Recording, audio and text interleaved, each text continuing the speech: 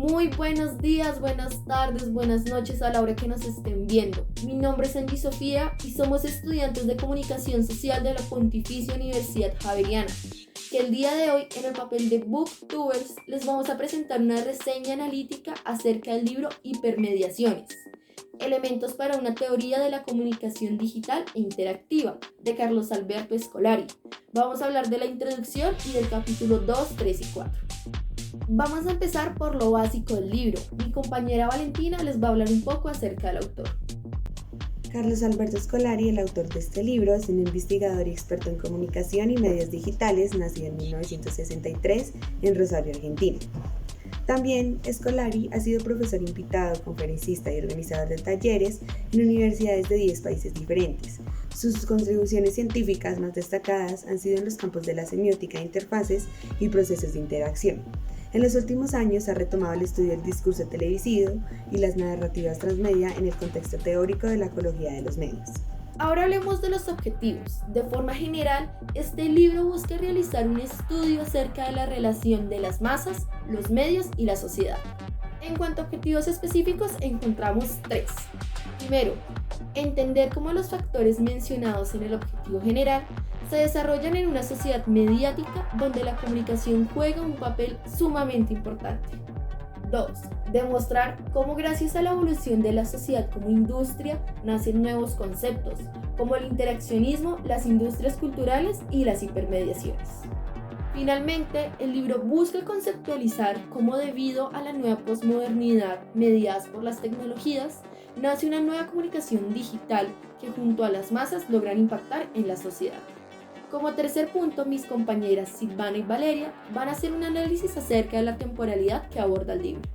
El texto presenta una temporalidad muy variada, desde la Segunda Guerra Mundial hasta los años 2000. Para empezar, la Segunda Guerra Mundial fue uno de los conflictos más letales de la historia, puesto que murieron millones de personas, tanto soldados como civiles, pero de igual manera existieron avances, como lo fue el desarrollo con fines bélicos, concepto que se muestra en el texto, viendo cómo estos desarrollos llevaron al incremento de información científica de circulación.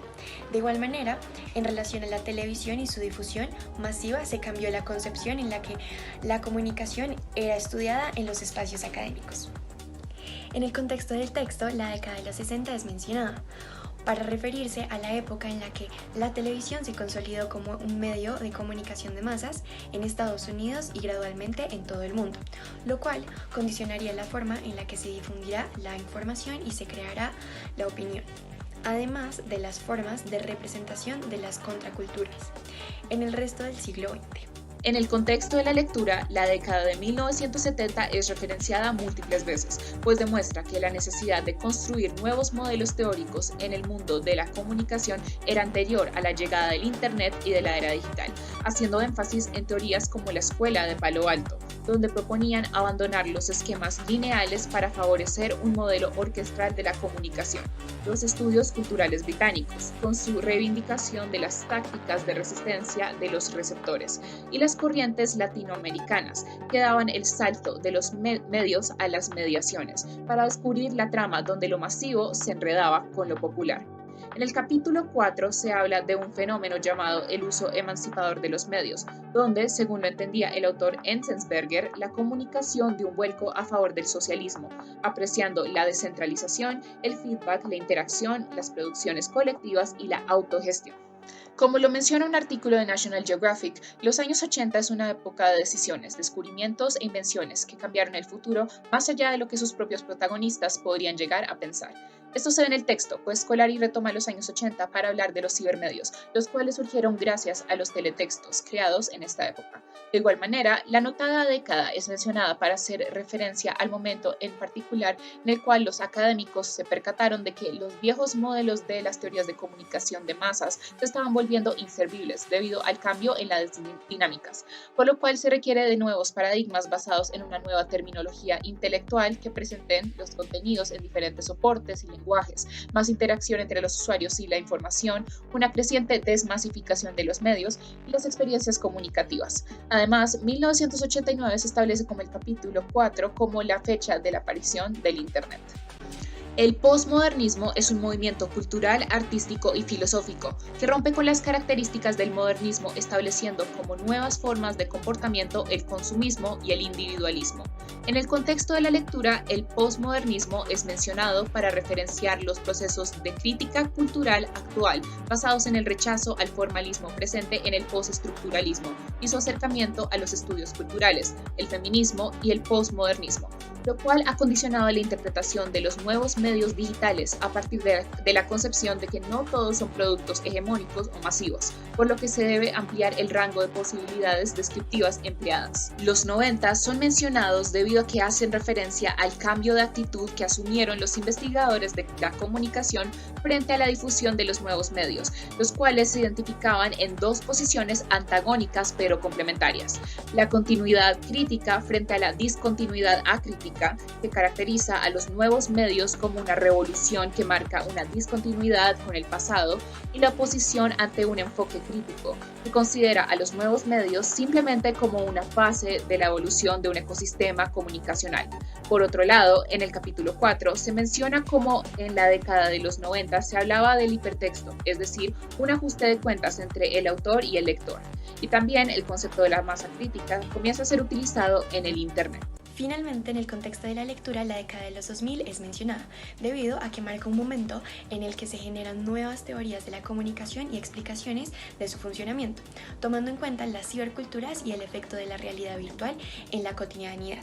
Son exigidas por la comunidad académica, pues los fundamentos tradicionales ya no son suficientes para explicar los fenómenos que rigen la vida diaria del siglo. El siguiente punto, también a cargo de mis compañeras Valeria y Silvana, se trata de las referencias espaciales que el autor nos plasma en el texto.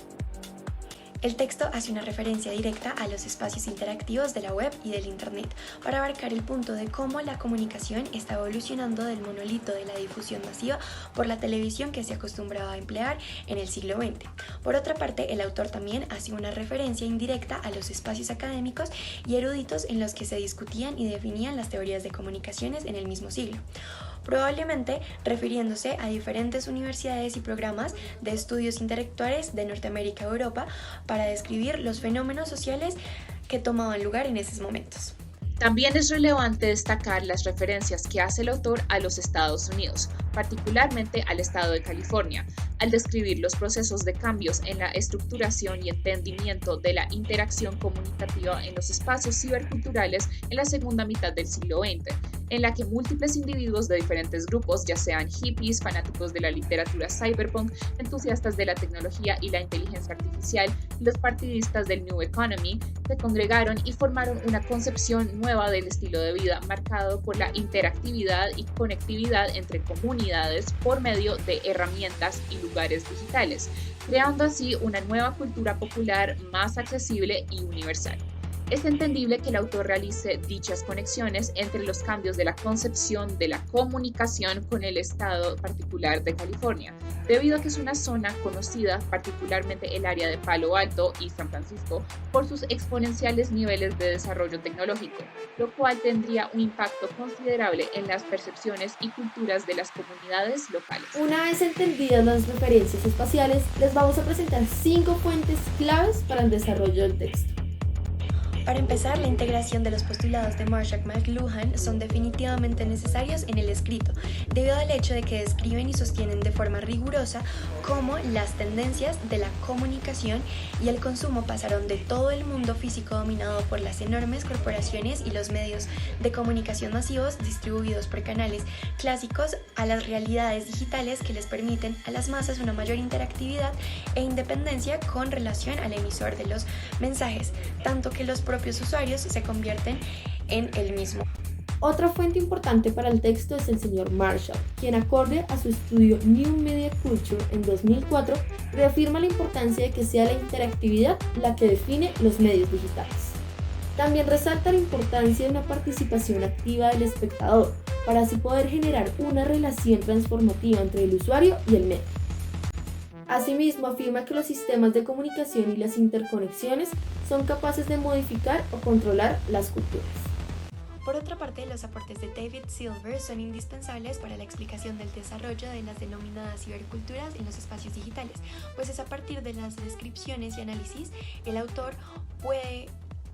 aportar un recuento conciso de las diferentes fases de establecimiento que tuvo el espacio comunicativo, que se posicionan como objeto central de la investigación del libro, sino que también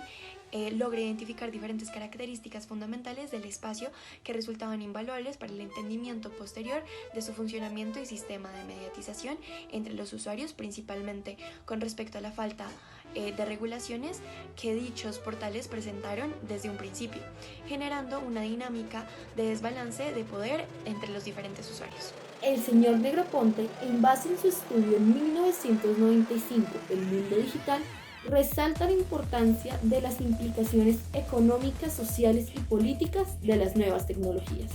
Un claro ejemplo que plantea el autor es el software central de control referido a aplicaciones de comunicación para el uso personal. Las citas de Fernando Flores incorporadas en el texto son indispensables para su introducción y desarrollo inicial, pues muestran que el lenguaje se necesita para la construcción y permanencia de las empresas que dominan los canales de comunicación modernos, y que para entender el estado presente de los estudios del campo comunicación se debería entender el lenguaje como una práctica articuladora de futuros con magnitudes en su idea como constitución de la verdad, y su concepción como la manera en que la historia se expone. Ahora, antes de cerrar la reseña, vamos a hablar de algunas concepciones teóricas importantes para entender el texto. La semiótica, la cual se trata de la disciplina encargada del estudio del signo o aquello que se emplea para representar una idea o un objeto diferente de sí mismo, es uno de los conceptos más mencionados en este libro. La digitalización